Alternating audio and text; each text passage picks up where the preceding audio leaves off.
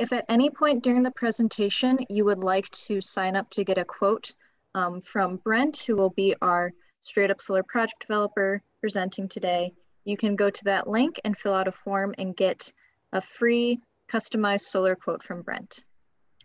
So let's go ahead and get started. All right, first, I would like to give some space to Mr. Morani, if he would like to go ahead and introduce himself briefly. Sure. My name is Bill Morani, and just by way of background, I'm a graduate of Massachusetts Maritime Academy, and I decided to, instead of shipping out in the Merchant Marine, to go in the Navy. So I was in the Navy for 3 years as a deck and engineering officer, and then I decided to transfer into the Coast Guard, and I spent 25 years in the Coast Guard, primarily in the marine safety and environmental protection area, working on oil spills, port safety and security, licensing of pilots and captains, and a lot of marine accident investigations. And after I retired, I got a job out in Seattle, Washington, where I worked for a major cruise ship company. And I was their vice president of safety and environmental management systems. So I oversaw a lot of the environmental and safety programs on board 16 large cruise ships. And again, primarily in the marine safety field. Later in, I helped ushered in the ISO 14001, which is a environmental management system for the company and all of their ships. So I have a pretty good background and understanding of environmental regulations and things of that nature. And it was during that period of time, I really got more appreciative, a little bit more knowledge and respectful of the environment and the various ways that we can reduce our impact on the environment through such things as alternative energy sources, solar, wind, and things of that nature. So I guess it's a long way of saying, by way of background, that environmental management and solar and wind and things of that nature is something that really interests me. Great. Thank you for that wonderful introduction. And now I would like to introduce the two of us who are here from StraightUp Solar. Hi, my name is Riley Francis. I'm a marketing coordinator for StraightUp Solar. I have a degree in environmental science and my NABCEP Associates Photovoltaic certification. NABCEP stands for the North American Board of Certified Energy Practitioners. And I like working for StraightUp Solar because it is work that lets me help people and help the planet at the same time.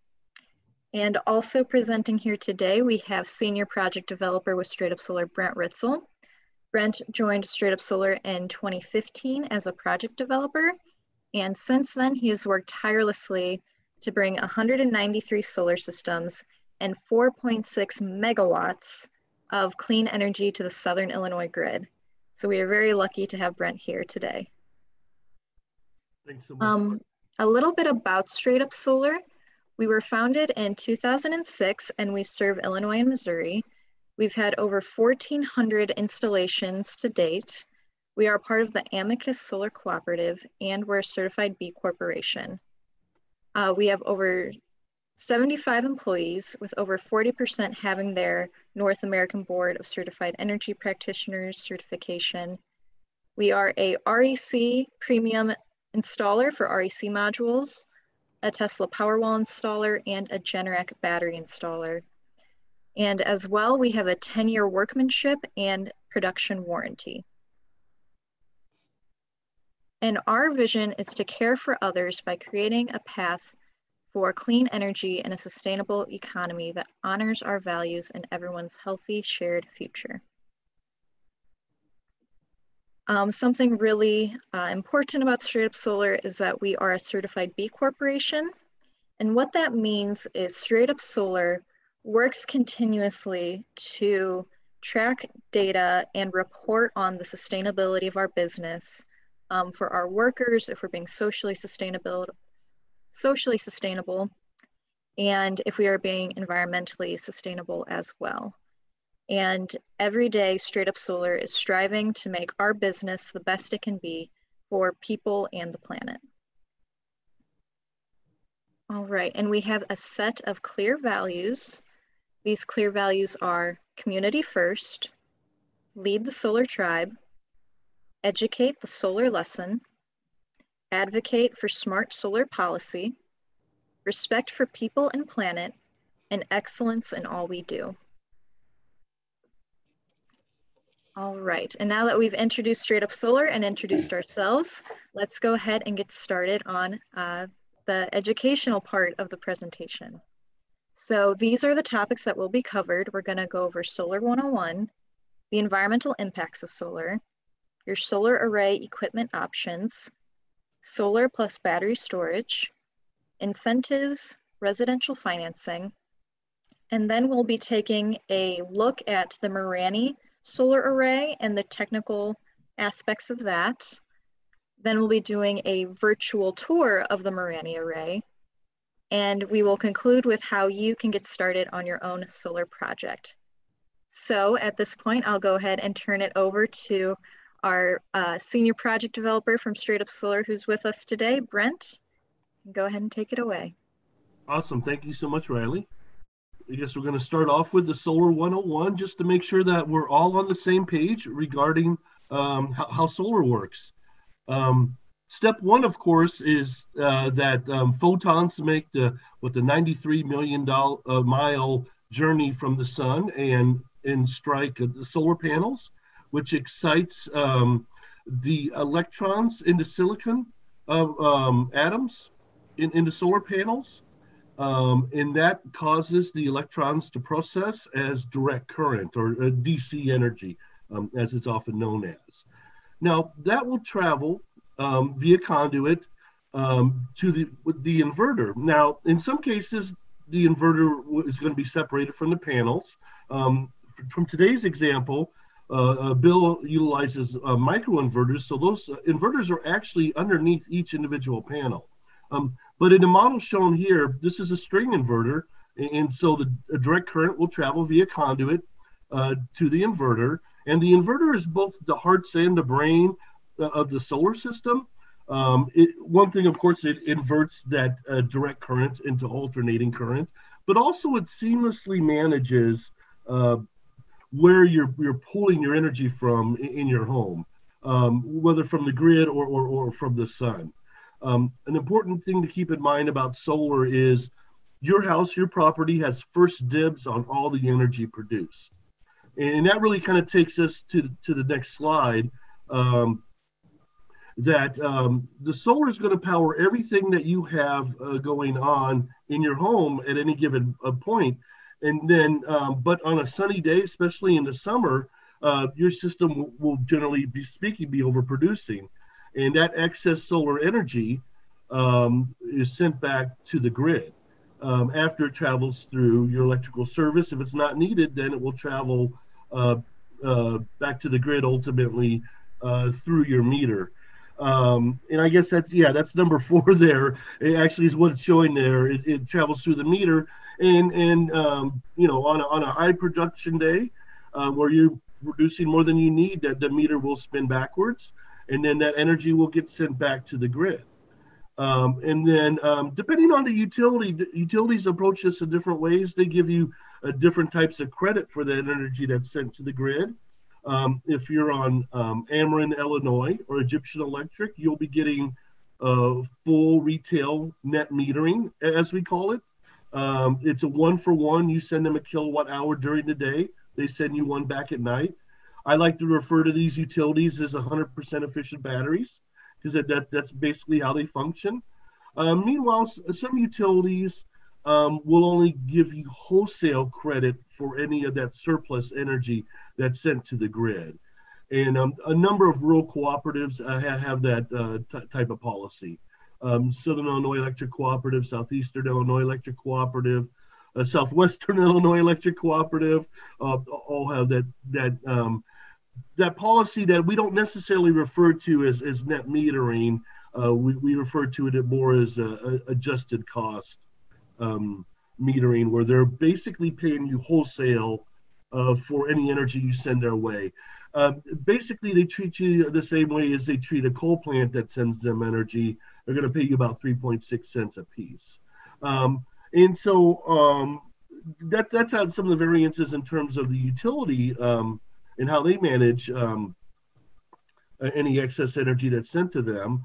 But also with each system, you're going to have a robust monitoring system, as every system is internet connected. There's a number of reasons for that, and one of them, of course, is so that you are able to look at your system in real time, and check its production, make sure that it is online and that it is producing. And depending on the type of inverter and monitoring system you get set up, you can even have individual panel monitoring. That's more common when we're dealing with kind of more shaded situations. But we have a really robust monitoring system that's also provided for all of our customers. Now, this is a graph of an example of annual production of a system versus a person's usage. And when we do sit down with somebody to figure out what size system might best serve them, the primary data that we do work with is that the monthly usage chart, which is represented by the light blue bars. And once we know someone's monthly usage and we figure out what size system might best serve them, we go ahead and we design a system, and then we map out the production of that estimated system versus what their actual usage is. And this is an important part of the proposals that we provide, and also just give us a lot of information on how their usage might be impacted by net metering, and exactly what that policy is. But this is an example of a production chart that we'll put together for you with any sort of proposal to give you an idea about what you should expect on a month-to-month basis, give or take a little bit. Now, one thing to keep in mind is that the usage data is just a snapshot of your last year. And so we always make sure to explore if there's been any variances this year or you expect any changes in the future. Then also the solar production chart is an average year, keeping in mind that solar is going to fluctuate 3 to 5, maybe even 7% any given year, just based upon factors like weather and temperature. And so it's always important to keep that in mind when it comes to solar. It's not a precise science, but over time we find that things really do average out. Okay, then from there, in our Solar 101, some of the nice environmental impacts, or perhaps a lack of environmental impacts of going solar. And these are some of the impacts for a typical 7 kilowatt home system. Now to be honest with you, the average system that I tend to work with in Southern Illinois is about 1.5 times this size. And so these numbers would be even greater than this. But taking a 7 kilowatt system, it would offset the carbon dioxide that's being offset annually would be equivalent to not driving nearly 15,000 miles by an average passenger vehicle. It would be almost 750,000 number of smartphones charged, or 6,600 pounds of coal burned. Did you know that lighting a 100-watt light bulb for 1 year takes 700 pounds of coal? That's just to give a little perspective on that. That's part of the reason I'm doing what I'm doing. And then also it's equivalent to 100 tree seedlings grown for 10 years. That's the same CO2 offset impact of that size system. Now, as far as solar array options, we do both roof-mounted arrays and ground-mount arrays. About half of what I do in Southern Illinois are ground-mount arrays. We do tend to have higher usage in Southern Illinois, which really lends itself to the ground mount. And also folks tend to have a lot more space down, at least where I'm at in Southern Illinois and in Metro East area. Now, the nice thing about roof mounts is we can install on pretty much any type of a roof surface. The asphalt composite architectural shingles, as they're often referred to, corrugated metal, a standing seam metal roof. A nice thing about the standing seam metal roofs is that we don't have to puncture the roof for installation. We can just snap those right on top of those standing seams. Also, we do flat roofs, but we do not puncture those. We utilize the ballasted systems for that. They're held down by thin bricks. And really the only type of roof surface that doesn't really work well is slate. Any kind of rock-based roof, at least for us, is kind of hard to work with. I know they install a lot of solar on terracotta roofs out west, but luckily we don't really face that situation too much here in the Midwest. But those are two of the main approaches. You know, sometimes folks ask me about like, you know, specialized awning solar and specialized kind of racking like that. And what we find with solar is that anytime you get into any complexity or fanciness or custom design needs, then the return on investment largely goes to covering the cost of those extra services, and really kind of undermines, I think, the promise of solar, which is helping folks save a lot of money on their utility bills. So on from there. Oh, and in terms of the solar modules that we primarily offer, probably about 90% of what we install are REC solar. There's a lot of special things about the REC solar panels. We're actually a certified installer, so we can offer a dual, a 25-year, not only physical damage, cosmetic warranty, but also efficiency warranty. They're a company that's headquartered in Norway. All their panels are manufactured by Rebate, completely in Singapore. And also with being monocrystalline panels, they're pretty much the most consistently operating panel in the industry, with only 1 in 20,000 of these ever violating the warranty. They've had a couple series in the last 2 years named Module of the Year, including their new Premium Alpha series was just named a couple months ago, the Solar Panel of the Year by the Inner Solar organization. A special feature about these panels is also they're actually 2 panels in one. There's 2 sets of electronics for each panel, such that if you do get shading impacts on half of the panel, it's not going to impact the other.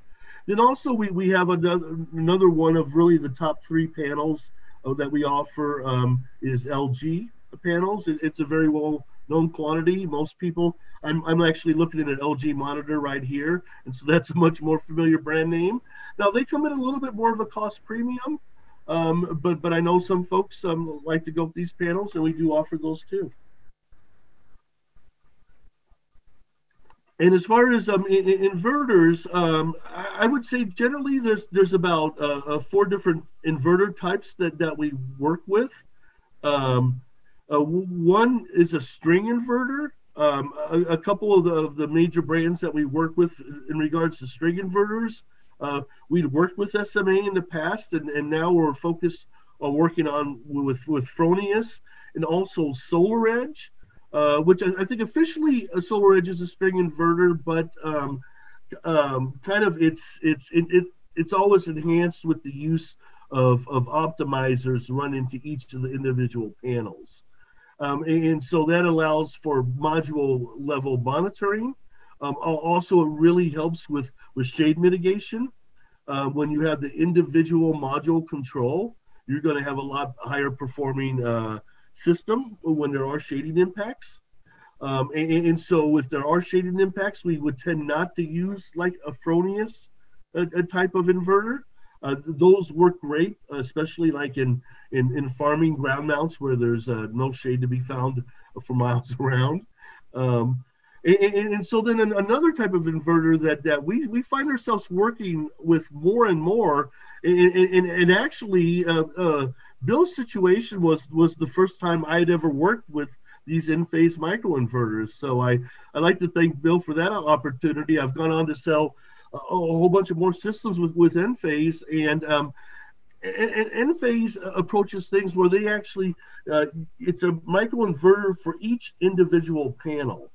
And so one of the nice things about that approach, not only are these actually full 25-year warranty inverters that are built to last for 25 years, the string inverters are more in the 13 to 15-year range. But also one of the nice things about these inverters is if one of your inverters goes out, you lose one panel. Whereas when you have a string inverter, if your inverter would have issues, you'd lose access to your entire system. And so that's one of the advantages I think more people are finding with the micro inverters. And also the fact that they don't need to be replaced, particularly within the first 25 years. They do have a 25-year replacement warranty. Yep. And also they do provide that panel level monitoring, without a doubt, as each panel has its own inverter. Okay, and now as we move more and deeper into solar storage, when I came on board 5 years ago, we had maybe worked with a couple battery systems. The old lead acid type of things have evolved immensely, and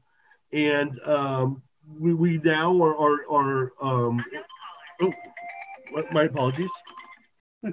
we are now in the phase where we are getting both Tesla Powerwall 2 batteries out there, along with the newer Generac model battery.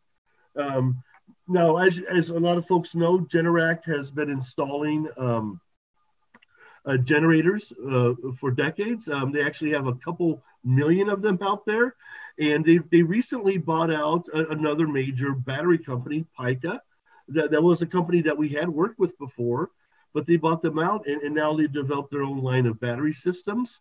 For now, their battery systems are only operational with Generac inverters.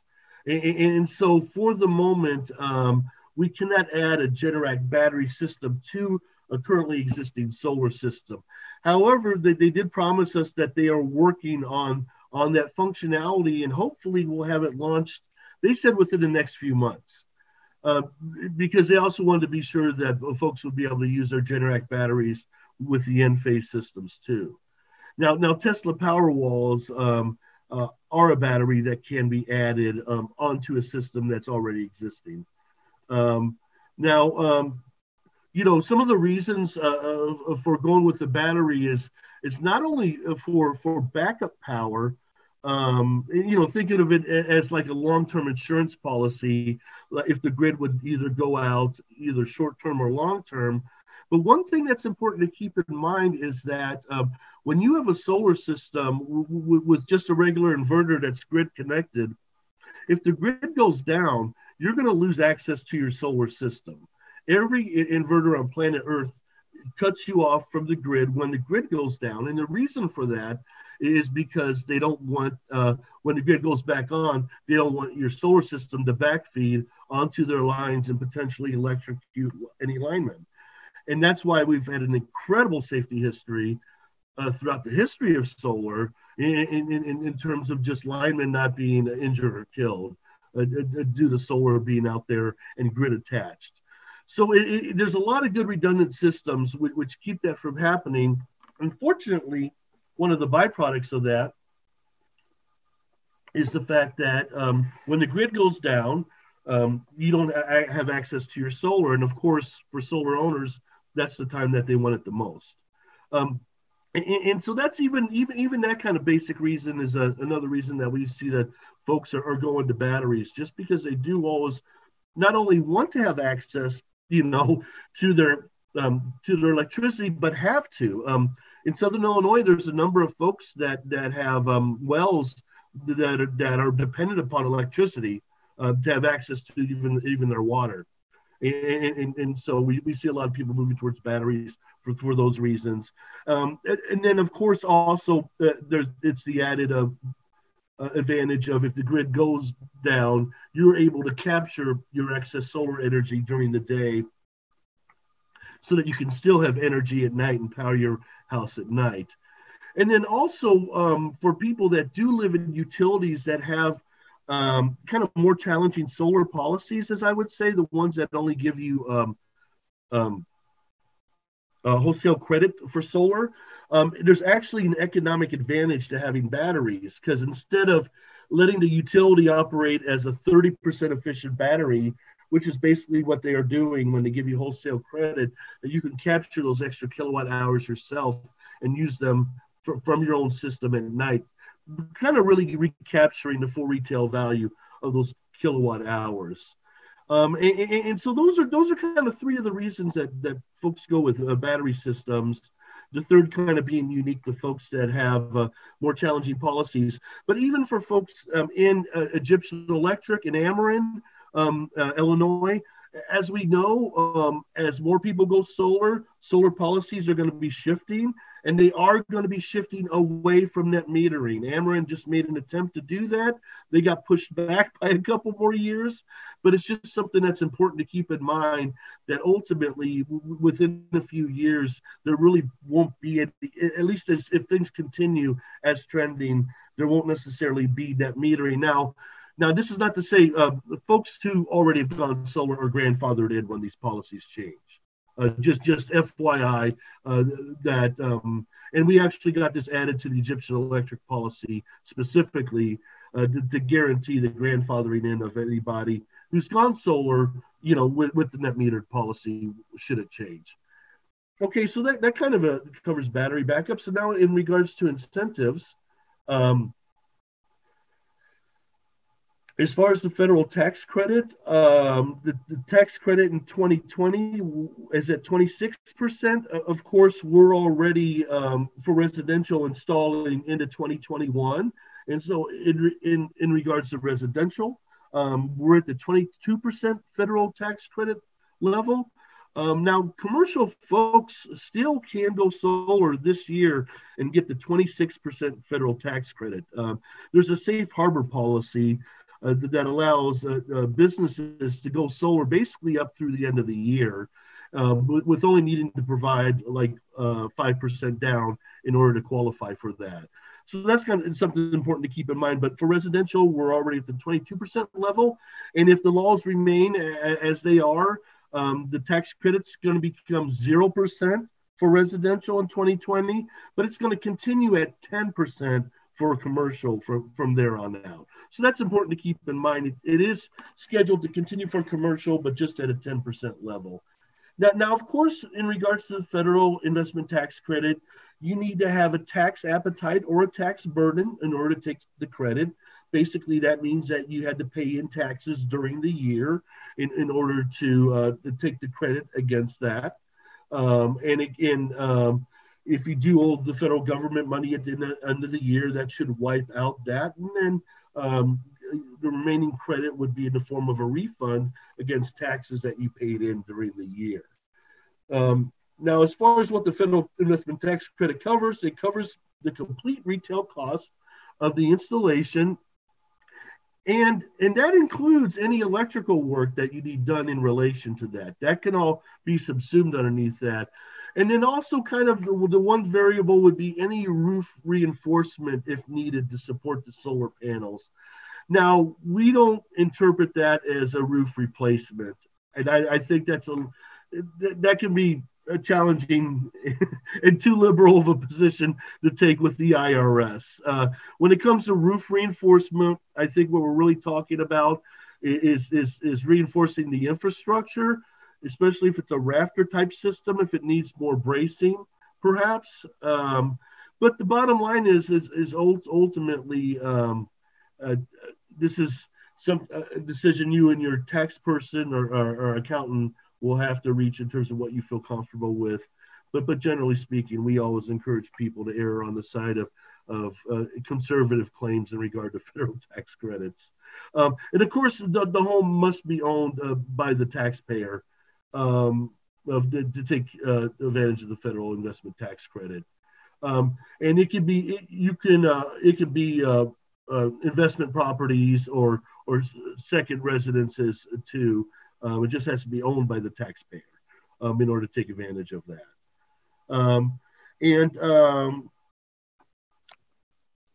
let's see. There's a little example to the side. I'm sorry, I hadn't really perused that yet.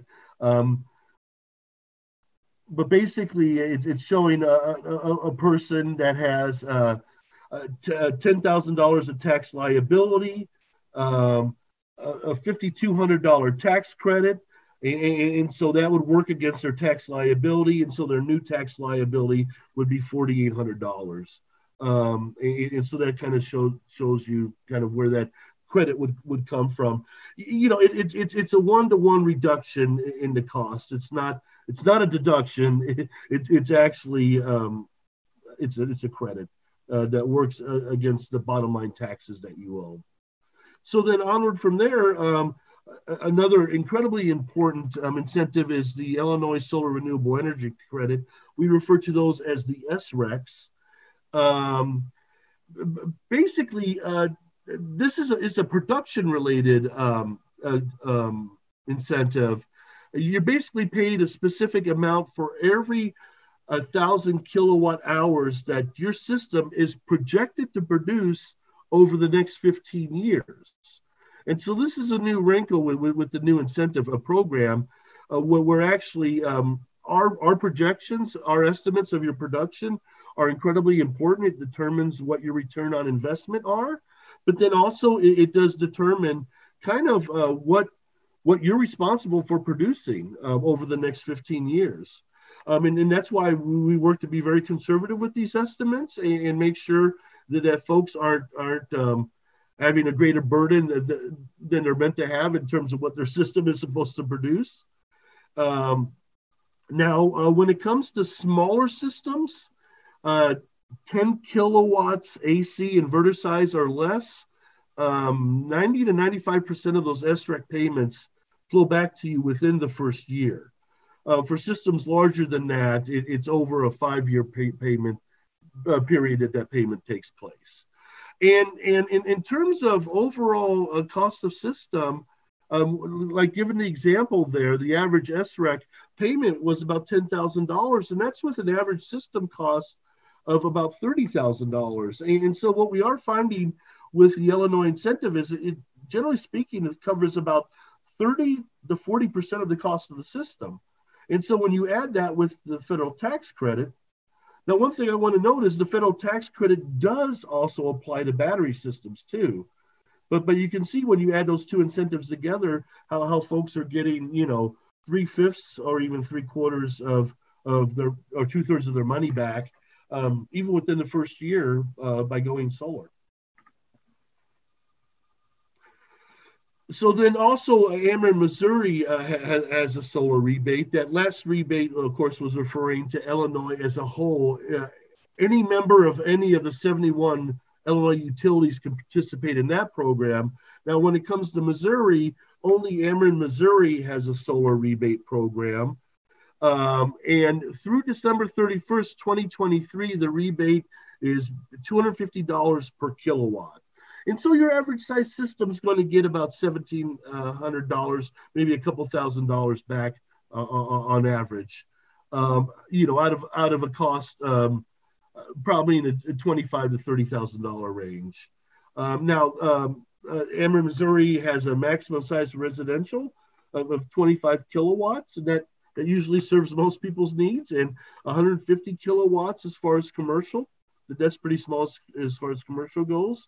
StraightUp Solar submits for the rebate, and then once the bidirectional meter is installed, the rebate will be processed within a few weeks, and the rebate check is sent directly to the customer.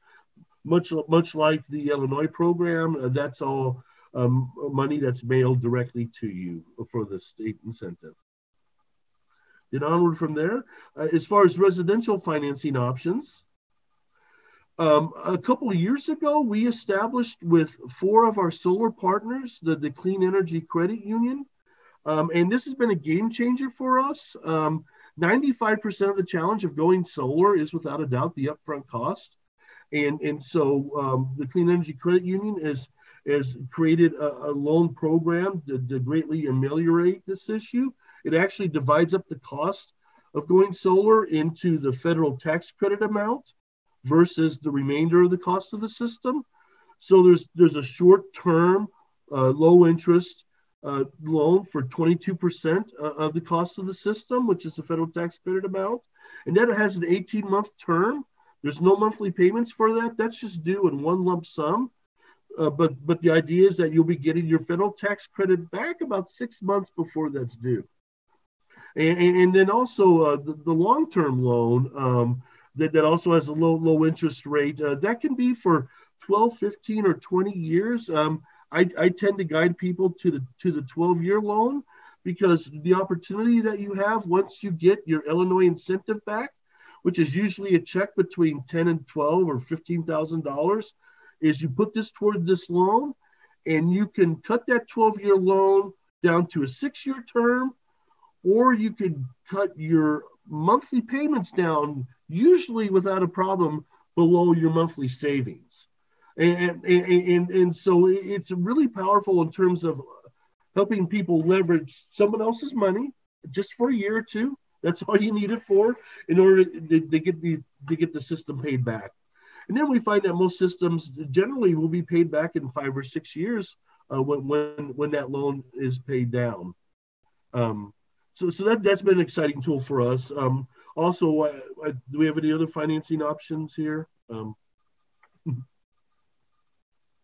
Oh, no, from here, that covers my portion. And without further ado, we'll move on to Mr. Bill Morani, who's going to take you through his experience as in a unique situation, as coming to us with a system that needed a little help, but also him wanting to expand it further from there. This is the first project I ever did like this, and it was really fun to work with Bill on this.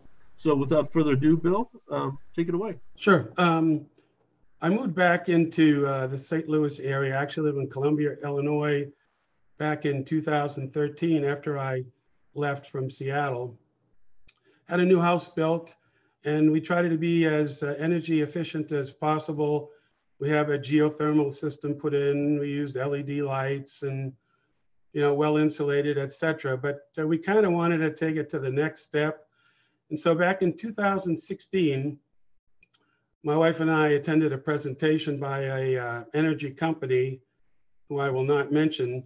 And so we got involved in some upgrades to our house. We had solar power, attic ventilator put in. We had a barrier put in our attic to reflect the heat during the summertime, and also to keep the air conditioning down where it should be rather than losing it. And then I talked to them about solar power, and they said, yeah, they do solar power too.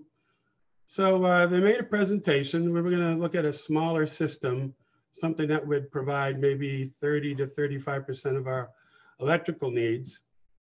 So they went ahead and installed it. So this is really my first dealing with a solar power company.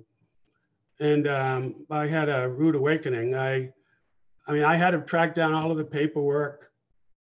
I had to fill out all of the paperwork. I had to deal with the regulatory agencies and Ameren and scheduled inspections and things of that nature.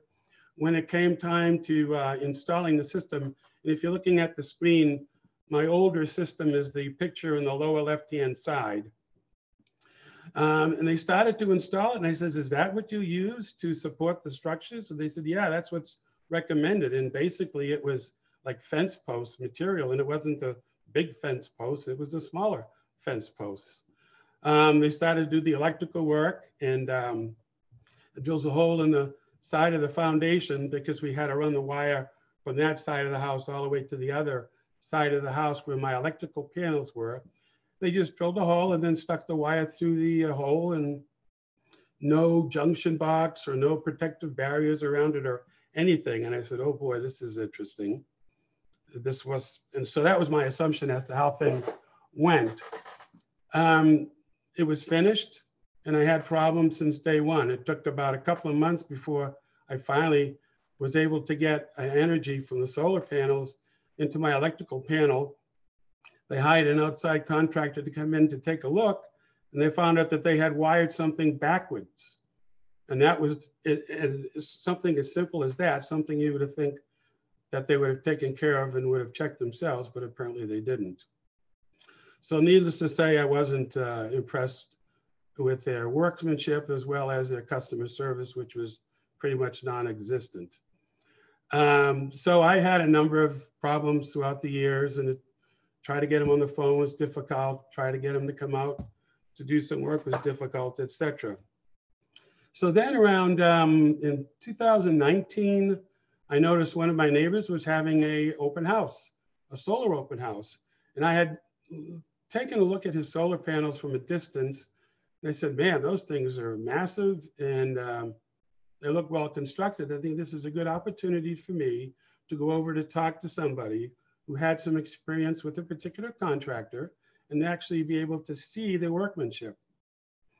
And needless to say, I was really impressed with the work, and he had it done by StraightUp Solar. And so I gave StraightUp Solar a call, talked to Brent. I explained the situation. I said, there's a couple of things I really wanted to do. I really wanted a second opinion as to the workmanship and safety, if you will, of my initial older installation. But I also wanted to expand. I wanted to go to more solar panels to provide more energy and perhaps take the panels from my existing system and incorporate that into a better support structure, because I was really concerned about the structure that my first contractor put in. So Brent came out, went over some different options. I didn't feel pressured at all, and Brent did a very good job. So I decided on a system to go with, and basically we ended up with two separate systems, but they're all joined together. I guess one of the things that made my project a little more challenging is they also have a backup generator, which comes into the whole play. So once I signed on the dotted line, I was pleased to find out that they did all of the paperwork. They basically showed me where I needed to sign. They explained everything, very easy to do. And I said, do I have to make my own signs? Because under the old system, I had to find out what the wording had to be on the sign, go to Office Max or one of those places and actually have them made and then put them up. You can see on the right-hand side, these the red signs, those are required, I believe, by Ameren to have put in place. The one on the far right-hand side is the sign that I had to do. So no, Brent said, no, we take care of everything. So the crew showed up. They had a person who was the lead person who would sit down with myself and my wife and explain what was going to happen during that day. And so I'm kind of a hands-on type of guy, so I like to go out and observe every now and then as to what they were doing. And I noticed they're wearing their safety equipment, due to the COVID restrictions and all. They were wearing masks as needed. They cleaned up after themselves, which is really important. They didn't trash my yard. Very polite, and they seemed to be enjoying themselves, and they were just a well-knit team. And so if I would come out and ask questions, and they were able to answer them. So it really worked out well. Then at the end of the day, I get a briefing on what took place during that day. And then the next day, they would tell me what was going to happen the next day. So I always knew what was going on a day in advance. And then if there was any changes during the day, they would let me know. If they had any challenges, and we had one because of my backup generator, and it was as a result of the first contractor who did some of the wiring from the panels, we required some additional safeguards to be put in place. In fact, the safeguards not only were necessary, but actually from a safety perspective, it's really going to save my backup generator, because there was an issue apparently with my first contractor. So it took them and I had a ground, because I have plenty of land. I have 2.5 acres. I went with the ground installation, much easier to maintain. And it's just wide open area, so why not, instead of putting it on the roof? Some people may not have that advantage, but I did. And it took them about 4 days. And you got to keep in mind, they had to disassemble my old system, take those panels, and then put up the new support structure, and then install my old panels onto the new structure, as well as the additional panels. I think I had 32 more panels put in. So it was kind of a combination job, and I was very well pleased with the work that they did. And if I had any questions, I could pick up the phone, get somebody to talk to, send an email or whatever. And I've been very pleased with the type of work that they did.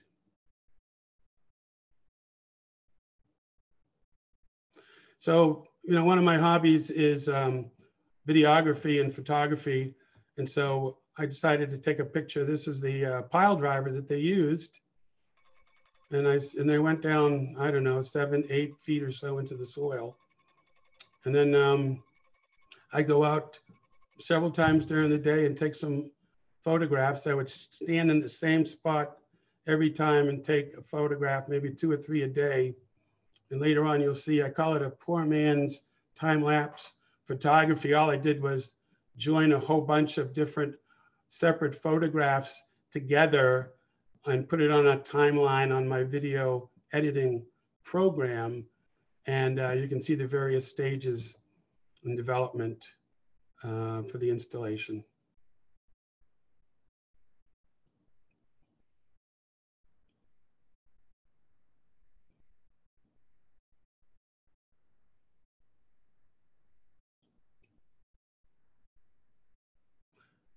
And throughout the process, there were always, I could see them checking and rechecking, checking the angles, making sure things were in alignment. And apparently there are manufacturers' installation guidelines and instructions, and you can see that they were making sure that they adhered to those requirements. And if they had some issues, they would just make some adjustments as they went along. The picture looks a little bit distorted because it's a panoramic where I just meshed a number of photos together. Great. Thank you very much, Mr. Morani. Before we keep going onto how to get started on your solar project, I want to go back and just revisit, Brent, if you wouldn't mind speaking to these, just the different equipment specifications that are in the Morani system, and then we can get into the incentives and everything that were applied to the system. Oh, sure. Just in terms of the equipment. Oh, yeah. With the existing array that he had was 24 Hanwha panels. I think there were 265 watts, I believe. And then, of course, with each one of those, there was an in-phase microinverter. And then with the new system, there was 32 of the REC Solar 325 watt panels added. And you know, usually these are 60 cell panels. Almost always when we do a ground mount, we'll do 72 cell panels, which are about a foot longer. But we wanted the array to match what he currently had there, and to not be kind of a lopsided, the longer array than the others. So we use 60 cell on this ground mount for the new array. Gosh, oh wow, 43,000 kilowatt hours of energy over 30 years. It's going to produce, and we'll save over 10 metric tons of CO2 emissions per year, which is the equivalent of CO2 sequestered by over 13 acres of U.S. forests in 1 year. So the total system cost was $44,661, and that included both the new system and the remove and replace. The total amount flowing back in SRECs and the federal investment tax credit is going to be almost $27,000. So the net cost of the system, both the new one and the upgrade, is about $18,000. And you know, with his old system, the pitch was at 19 degrees, which is 412 Carpenter's terms, and we changed it to 30 degrees, a 712, and so even his old system should go up in production. just due to having a better pitch on the panels. And so the 30-year electrical bill savings, and this is after the net cost, is going to be over $40,000. And that's using a conservative inflation assumption of 2%.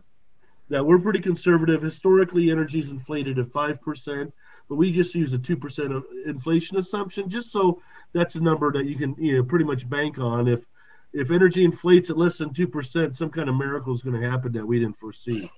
So we'll take it. Yeah. Great. Thank you, Brent, and thank you, Mr. Morani, for taking us on a tour of your system. Let's go on now to how to get started on your own solar project. So there are 5 easy steps to solar. The first one, to get started, you will share some basic information about your home with one of our solar support specialists. From there, the solar support specialist will connect you with a project developer, and the project developer will give you a customized system layout and a proposal and a contract. If you decide that the layout looks good and the proposal sounds good, you will sign the contract, and your project developer will work with you and your project manager. And your project manager will guide your project through the engineering, the designing, and the permitting process. StraightUp Solar being a full turnkey operation, we take care of all the paperwork for you, and we'll do all the permitting with your utility, make sure everything is good to go for you. And then the 4th step will be your installation. That is when one of our crews will come out and will actually build your system. They'll build it, they will inspect it, and we will get it energized. And then the last step is to just soak up the sun and enjoy your new solar array. And I would like to point out that right now, StraightUp Solar is running a flash sale through the end of the year. The flash sale will give you a discount on our premium REC alpha panels, and the discount will equate to savings about 18 to 34%.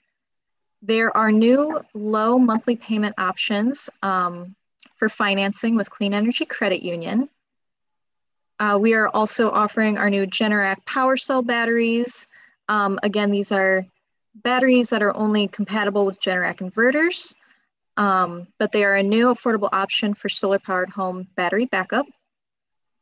We're doing electric vehicle charging stations, and the utility and federal tax credits can reduce the cost of installation of your EV charger by more than 50%. And the sale does end on December 31st of 2020. So if you contact us ASAP and get a new solar quote, you can qualify for this flash sale pricing. All right, and now I would like to go ahead and go to the chat and see if we have any questions.